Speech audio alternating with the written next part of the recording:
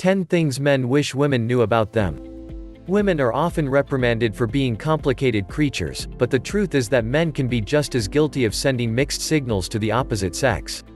A lot of the reasons for why revert back to society's traditional line of thought around masculinity, and what's deemed cool or not, but let's be honest, that's no excuse. So if you've ever wondered what we, as men, really think and want, here's a sneak peek at what we wish you knew. 1. We crave compliments just as much as you.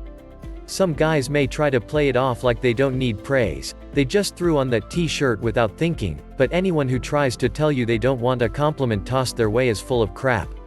Yes, we want you to notice how the edge of our sleeves perfectly grip our biceps. We've worked hard to make the muscle pop like that. These compliments, whether they're actually voiced or delivered through a lingering stare, remind men of what attracted you to us in the first place. It appeals to our Darwinian sense of selectivity, meaning it's crystal clear why you keep choosing us over the other monkeys, and sure, it makes us think there's a possibility of procreation, or at least practicing the art of it. 2. And they don't have to just be about our looks. Just to be clear, the praise you give doesn't need to revolve around our bodies. In fact, it's important that women commend the things that masculinity tends to belittle, like if we're good cooks or have insightful takeaways about foreign films. Tell us when we're nailing the whole parenting thing, if we're being helpful partners, or that you think we're caring sons. These kinds of compliments aren't something we'll soon forget, and only make us want to further prove that we're worth your kind words. 3. Our honesty is well-intentioned.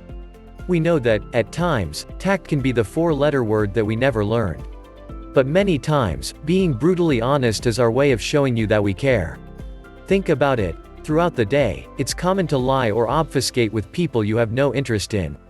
The art of BS is how we get through the day. But with you, we want to forget all that. We want to tell you why your mother bothers us and how you can stop fighting with your high-maintenance friend. Not only do we think it'll solve a problem, more on that below, but we also want you to know that we think highly of you. And mom taught us that you don't lie to the ones who matter. 4. We really want to solve your problems.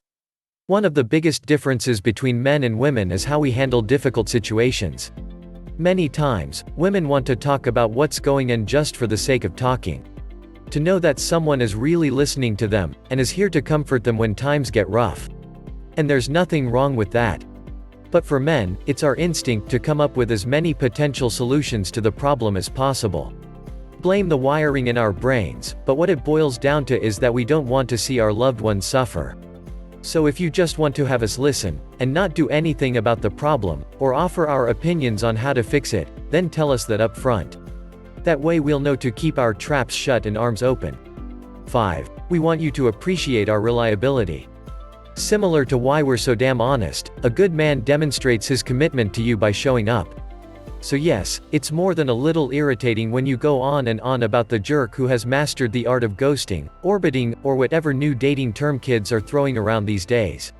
It's a vicious cycle. The more men feel those guys get the benefits of your time and attention, the more incentive we have to become those guys.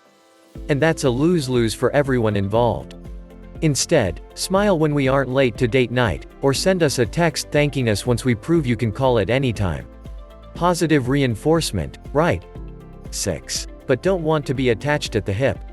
We acknowledge the importance of couple time. We'd even go so far as to say that, in the best relationships, showing your beau some form of love each day deepens and extends the partnership.